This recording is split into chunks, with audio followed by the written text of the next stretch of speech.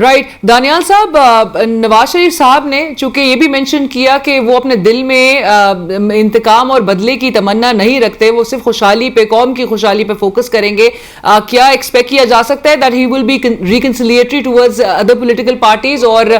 वो चाहेंगे कि जो लेवल प्लेइंग फील्ड हो वो इवन पाकिस्तान तहरीक इंसाफ या उनके चेयरमैन जो उनके बहुत बड़े ओपोनेंट है उनके लिए भी हों? जी, ऐसा कौन सा बंदा हो सकता है कि जो दिल में जिसके साथ इतना जुल्म हुआ हो, जिसकी अपनी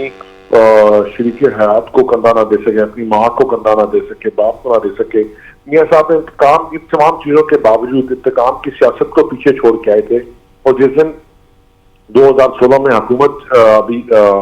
2 साल पहले, जब 16 महीने पहले हुकूमत चेंज हुई, तो इंतकाम की सियासत को पीछे छोड़ के, अपनी सियासत को पीछे छोड़ के मुल्क को बचाया, और अभी भी मुल्क को बचाने की बात करते हैं। मुल्क को बचाएंगे और इंशाल्लाह पाकिस्तान को आगे लेके जाएंगे, और वो नहीं चाहेंगे कि किसी को माइनस करके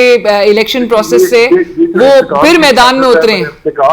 कि नहीं, किसी को भी माइनस करके नहीं, जो भी सिस्टम है वो सिस्टम का हिस्सा बनेगा, जो चल रहा है वो चले, और इसी तरह चलेंगी चीजें।